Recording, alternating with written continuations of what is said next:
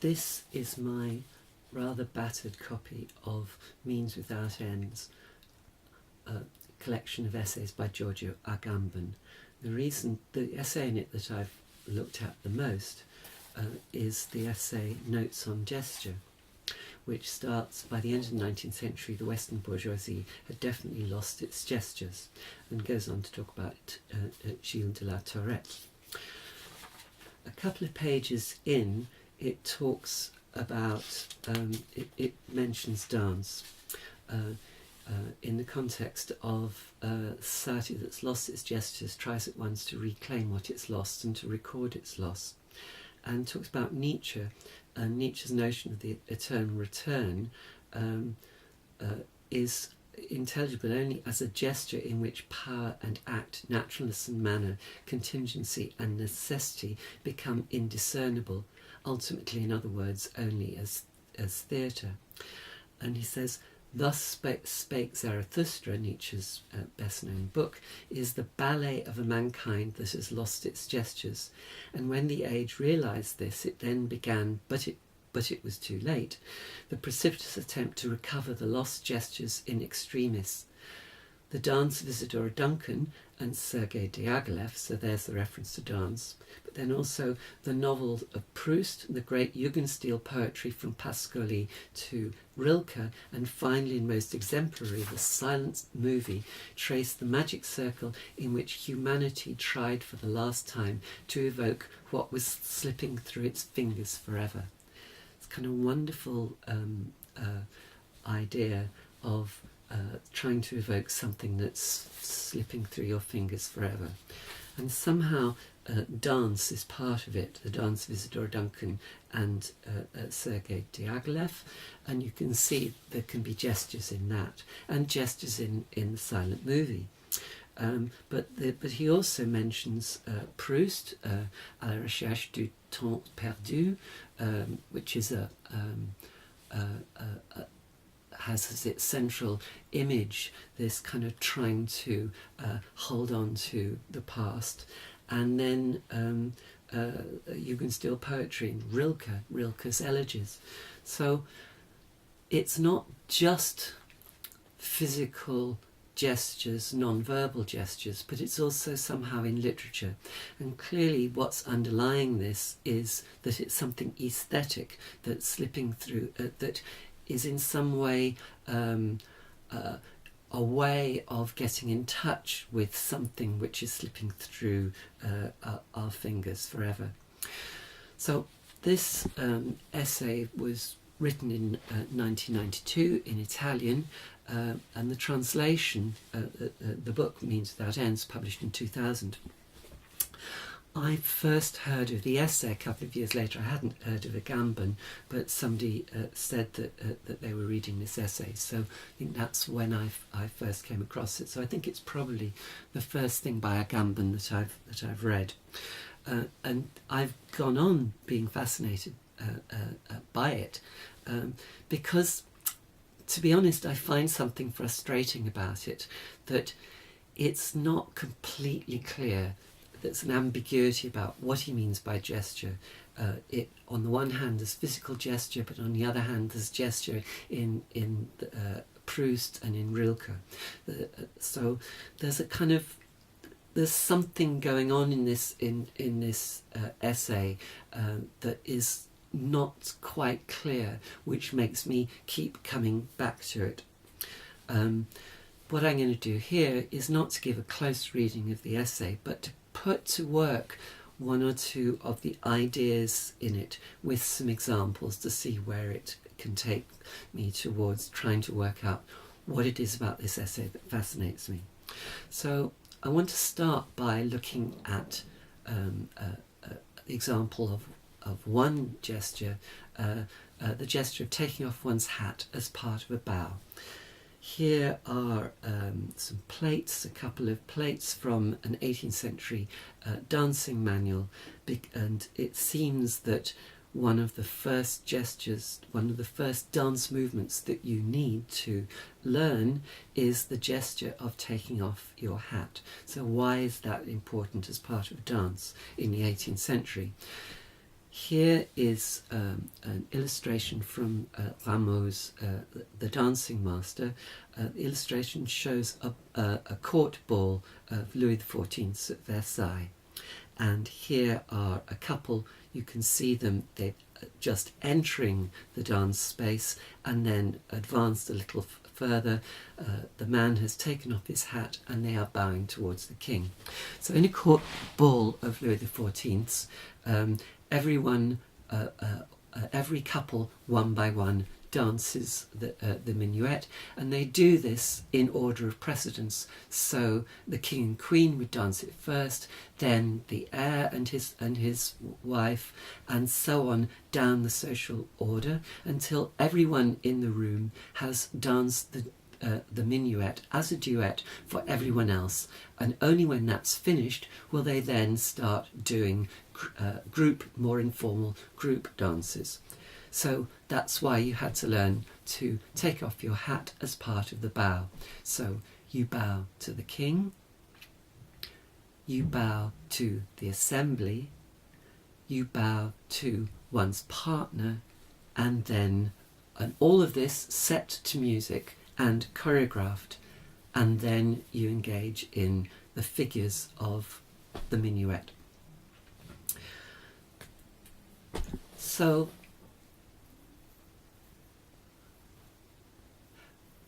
this is one of the kinds of gestures that Agamben suggests the bourgeoisie was losing, and it's worth noting that in Louis XIV's court ball, everybody knows everyone. Everyone knows their place within the social order.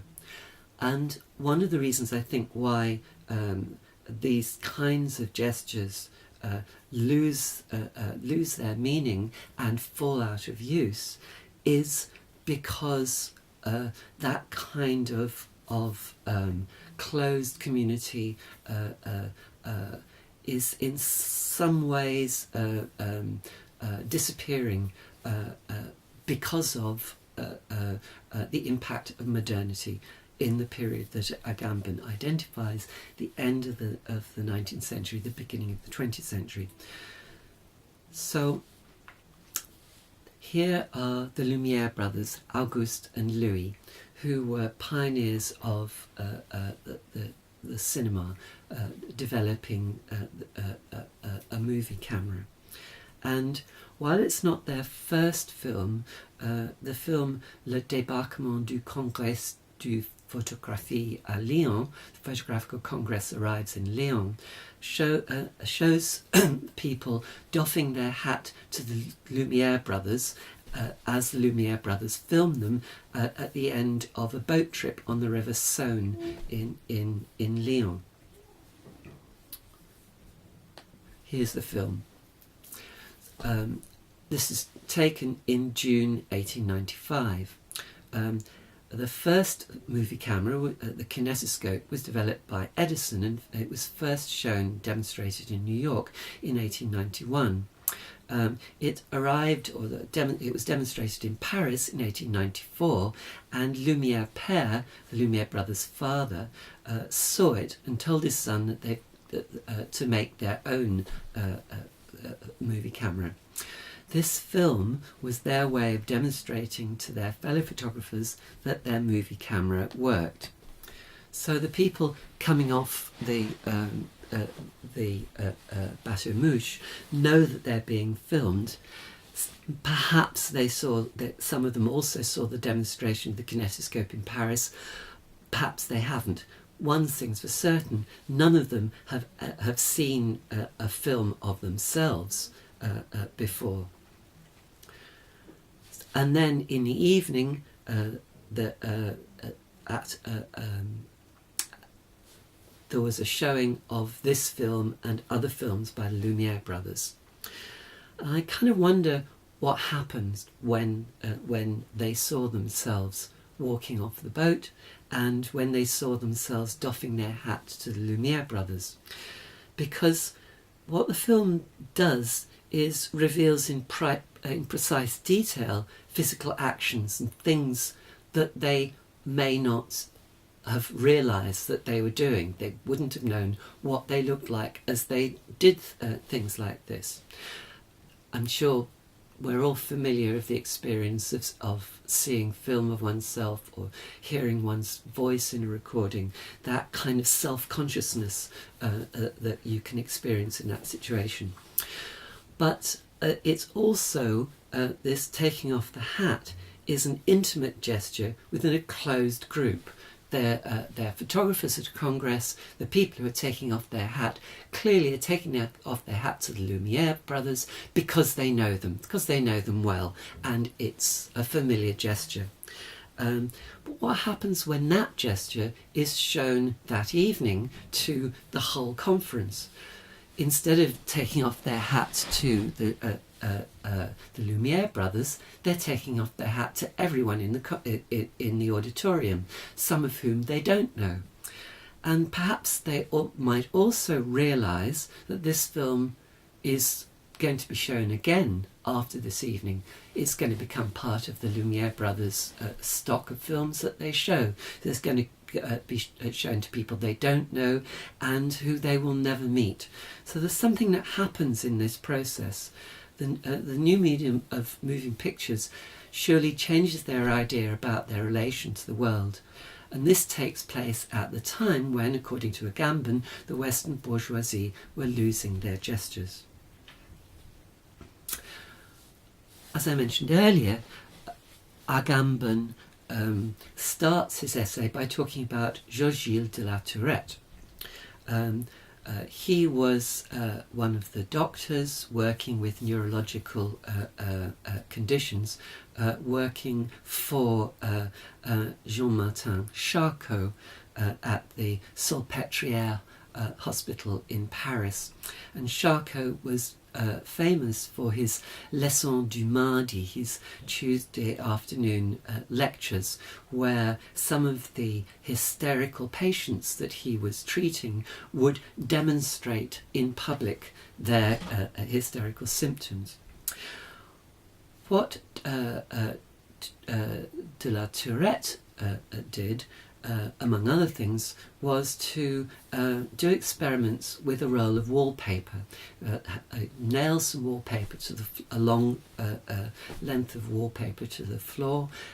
A line was drawn on it and a grid marking off sections, and then an experimental subject would put some chemical powders on the soles of their feet and walk along the paper, leaving a mark every time that their foot was pressed on the paper. And Tourette used this to analyse their gaits. Now, Tourette's syndrome is a syndrome where people have uncontrolled, unconscious, uncontrollable physical tics, including tics during walking. Now, let's look at this film. This is a rather,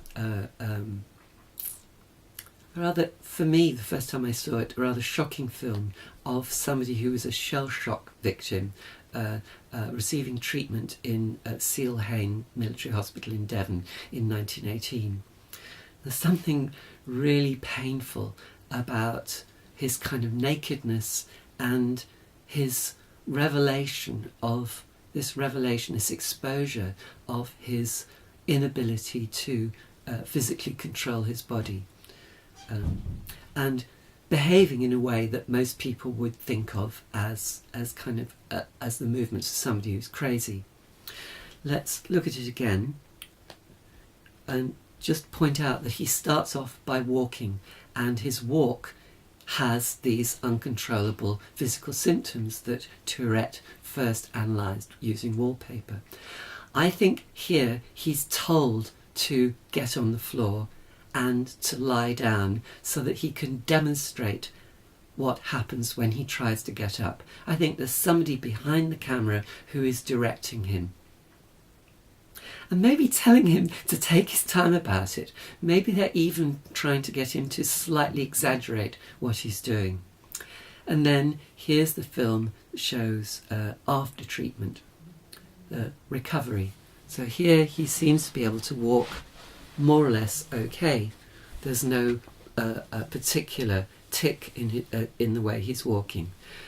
Then there's this rather poignant bit of footage of him with this close-up of his hands, and here is a kind of a physical mannerism of twitching his thumb and forefinger together.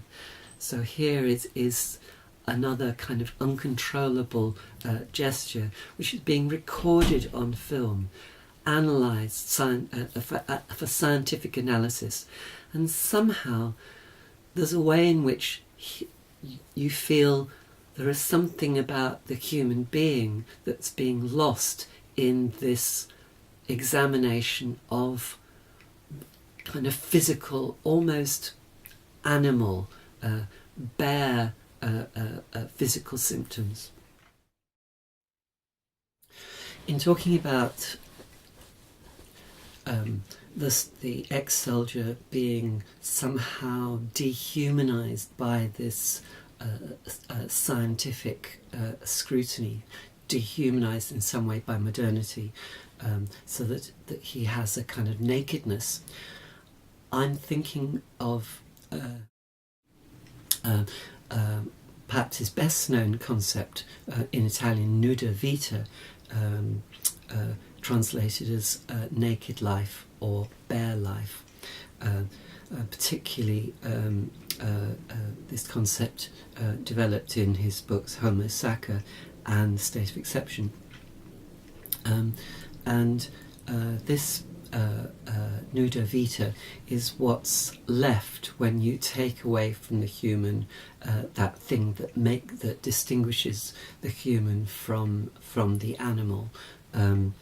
And he's thinking here of Aristotle and Hannah Arendt's reading of Aristotle as a statement about the difference between Zoe and Bios, what man has what humans have in common with animals, and the particular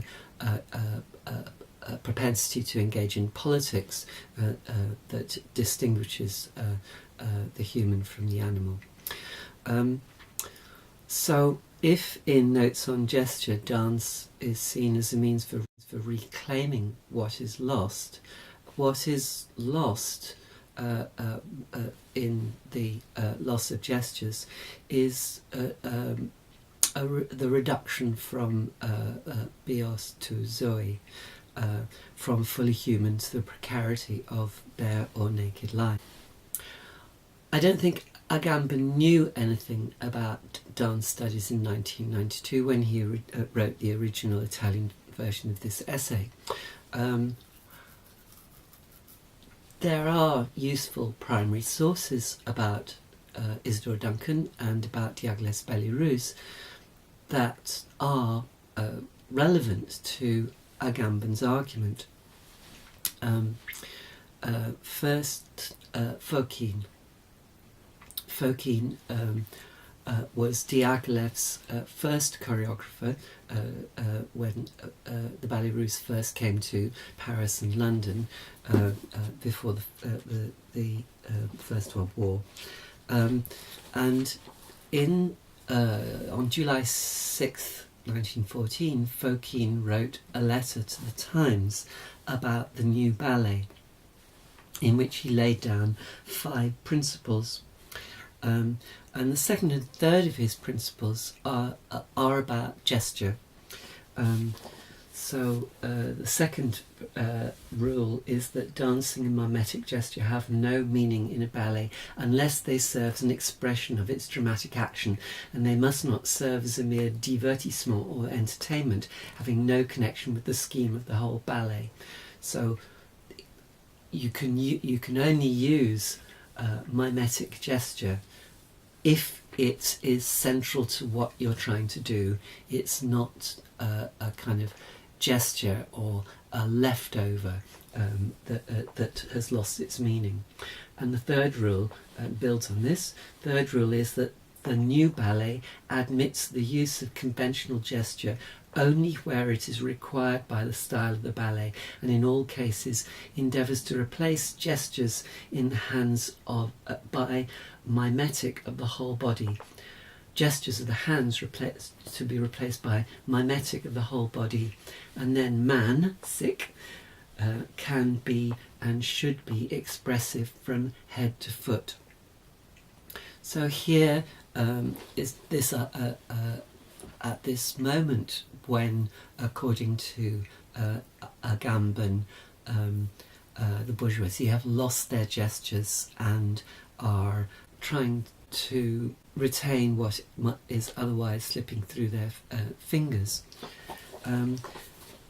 Here, Fokine is in some ways recognising that this kind of gestures within the kind of the conventional mimetic storytelling passages in 19th century ballets, in romantic ballets, just don't make any sense anymore, and we need a new form of expressivity, and that it is the human being can be and should be expressive from head to foot, so it's the whole body. In 1921, Diaghilev made a financially disastrous production of The Sleeping Princess, which was his version of Sleeping Beauty, music by Tchaikovsky, choreographed by Petipa, Marius Petipa, in the early 1890s, full of all of those kind of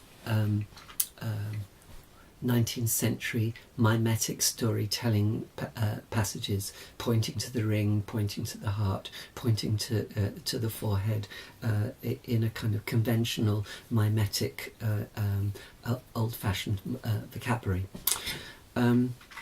Bronislava Nijinská was asked to work on it. Here we're looking at some of Bach's sumptuous designs for the production. What Nijinská did in working on this production was to cut or reduce the mime scenes in Petipa's version, as they wouldn't make any sense to audiences in 1921 or to herself. And she wrote later that it was strange to her to be trying to revive this ballet from the early 1890s, having just arrived back in Western Europe after living for a few years in revolutionary Russia. She was in Kiev during the siege of Kiev, and she was slightly deaf for the rest of her life through the shelling of Kiev at the time. So this, again, here, Nijinská's recognition that the conventional 19th century mimetic gestures, largely the hands and fingers pointing, no longer made sense in 1921. This again seems to support Agamben's notion of the disappearance of gestures. Dance artists associated with Diaghilev developed a mimesis of the whole body, the human being, expressive from head to foot.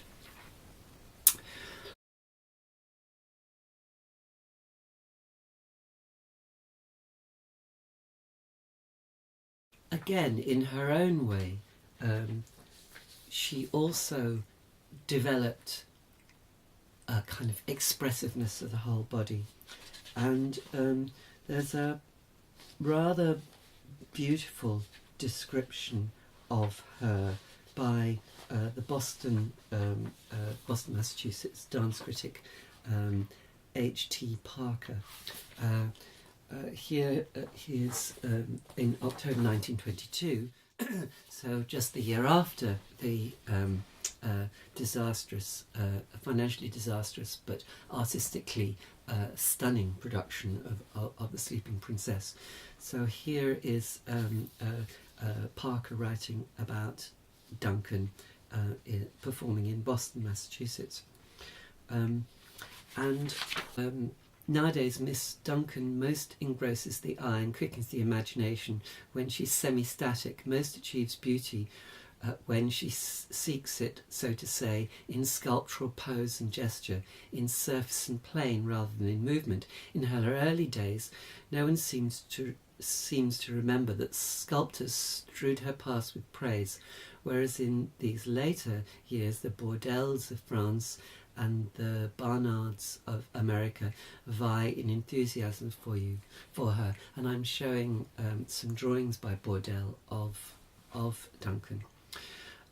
The reason is not far to seek. Isadora is ceasing inevitably to be a dancer in the sense of vivid motion. Instead, she's become a sculptress, while the medium upon which she works is her own body, her own mantling raiment. For Miss Duncan no longer arrays herself in a few scarves of flying chiffon.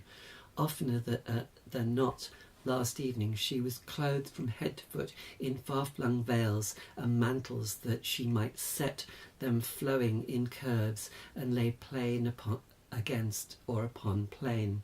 Becoming sculptural, she becomes also more independent of the music. More than once yesterday it was hard to discover its office except as glamour to listening ears, while she herself held watching eyes.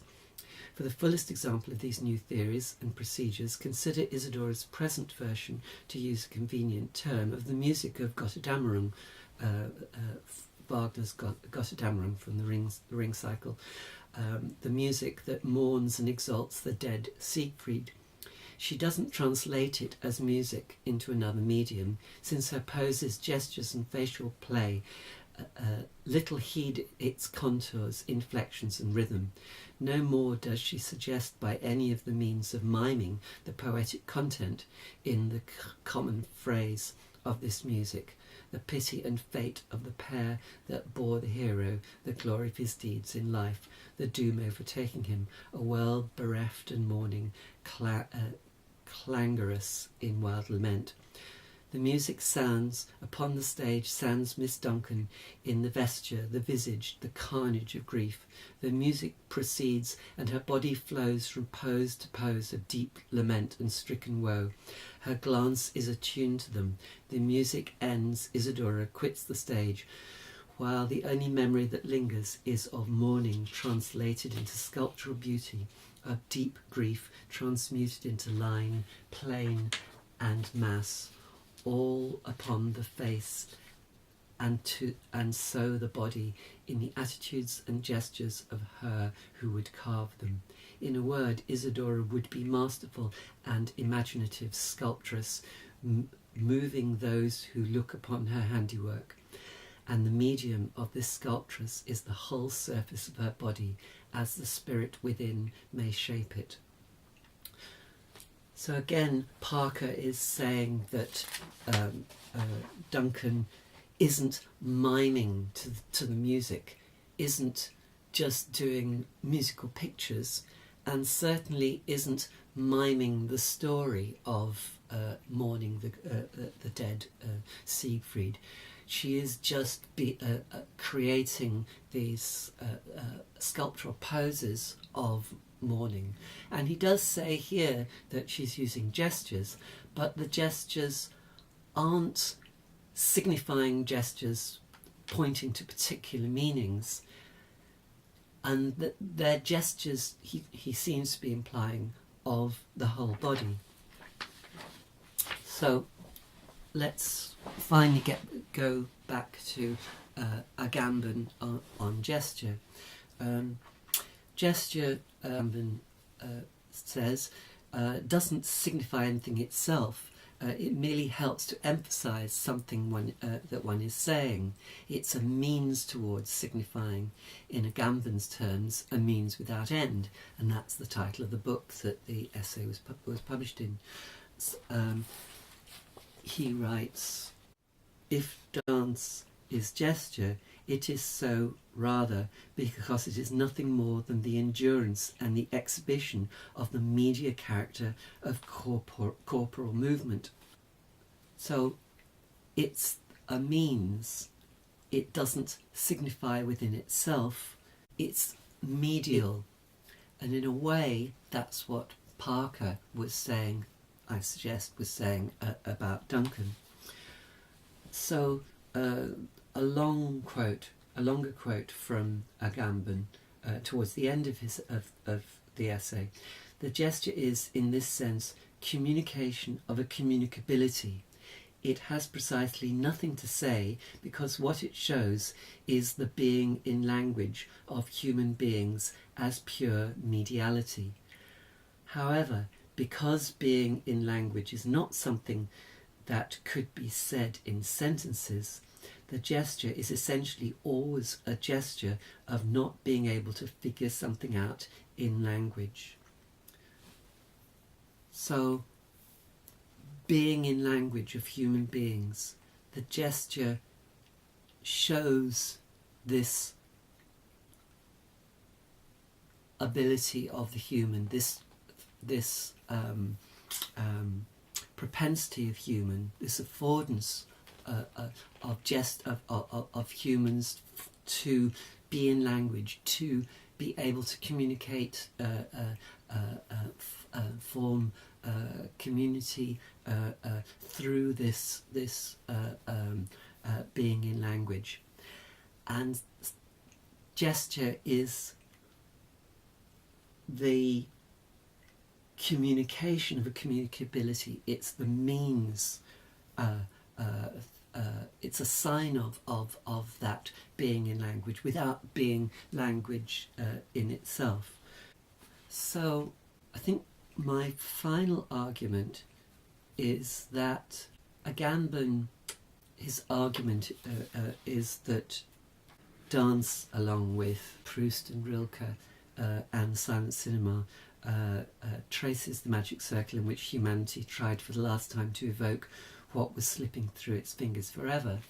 But I think what we can see is that within what Fokine was saying about the new ballet, what Nijinsky realised when she had to work on this production of The Sleeping Princess, and what Parker clearly felt was going on within Isadora Duncan's dancing, was a kind of, perhaps a recognition of evoking what was slipping through the fingers forever, but a kind of adjustment, a move away from a kind of outmoded approach to gesture as a kind of mimetic hands and fingers based language of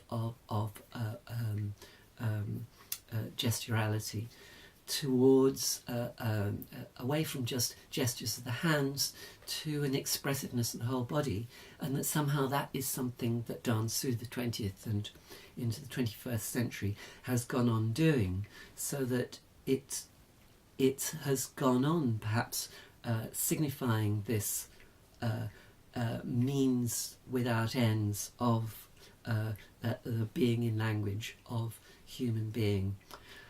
So it seems to me that that's one of the ways in which one could, by bringing some knowledge of dance studies and dance history and some primary sources from dance history to bear, does seem in some way to support what Agamben's saying, and that Agamben's ideas about nuda vita and the biopolitical had something to offer to dance studies.